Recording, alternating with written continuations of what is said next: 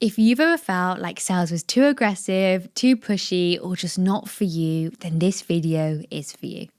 Today, I'm sharing 5 feminine energy hacks that completely changed the way I sell and made me a better closer. These are the exact shifts that help me achieve consistent 20K months without feeling burnt out or like I had to act like a man or like someone else.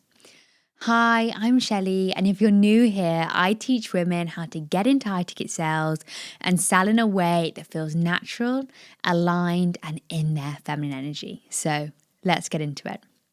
Number 1, slow down your energy. When I first started selling, I was always rushing through calls. I was talking too fast and I was trying to convince. I was in like that convincing mode that I thought that I had to convince someone to do the thing, to buy the product, to close the deal. When I learned to slow down my breathing, my tone, my pacing, literally everything changed. Remember, feminine energy is calm, it's grounded. And when you slow down, your prospect will feel more safe, more relaxed, and they can open up. They can process what you're saying, they can open up, and they can have a whole different conversation that makes them feel more natural and more comfortable. Number 2, focus on receiving and not chasing. One of the biggest shifts I made was moving from chase energy to receiving energy. I always say, I don't chase, I attract. And you really do have to use this with sales. I stopped begging for clients and for closed deals, and instead I showed up ready to listen, ready to receive, and ready to understand them and their pain points. When you're in receiving mode, you're quite literally magnetic. People want to be heard from you. People want you to listen, and they can feel when you're fully present and when you're not. And like I always say, if people like you, they trust you, and if they trust you, they will buy from you.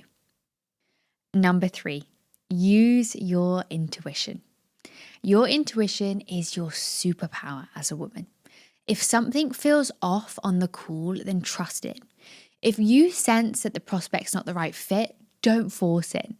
You can also call out BS. Like if you're sensing that the prospect is lying to you, if they're making excuses to you, then challenge them.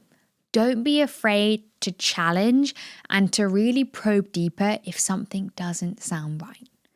Prospects often like to give a lot of excuses, especially because you're a brand new person on a call. Maybe you've been chatting 5, 10, 15 minutes. People don't want to open up naturally and be vulnerable to a stranger. So they're going to seem like everything's together, everything's fine, and they don't need any help. It's your job to uncover the problem, to ask the right questions, and to make the prospect feel comfortable. Because that person wouldn't be on the call if they didn't have a problem. So remember that. Every person you're speaking to has a problem, and it's your job to uncover it.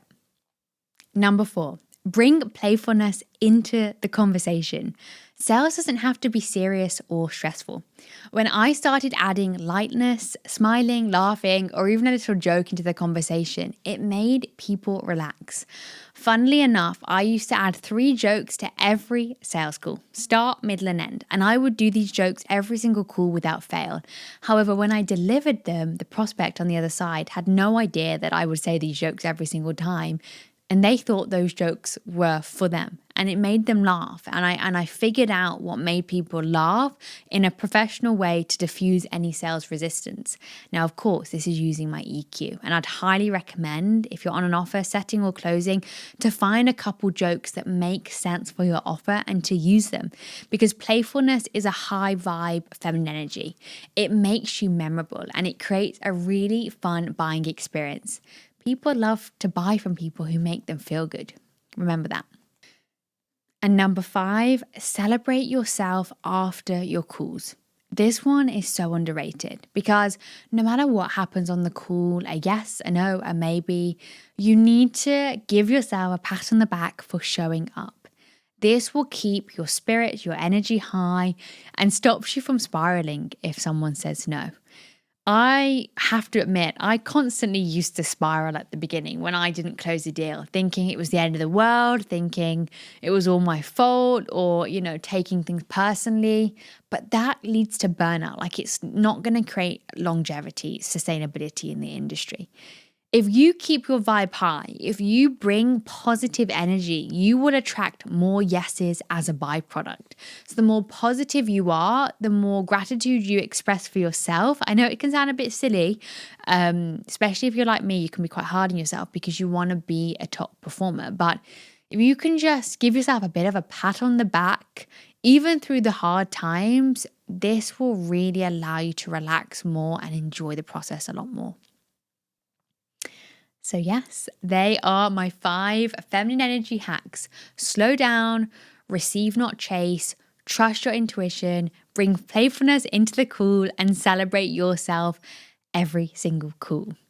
I guarantee if you try even one of these in your next sales conversation, you are going to feel such a difference. Implementation is key for these types of things.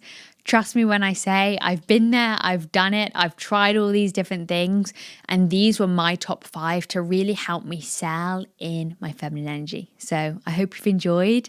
And if you're curious to learn more about how I teach you to sell in your feminine energy and become a top performer in a male-dominated space, then click the link below. You'll be an opportunity to fill out a form and speak with me or one of my team. And yeah, we can get to know each other, discuss your goals, and see if a partnership makes sense.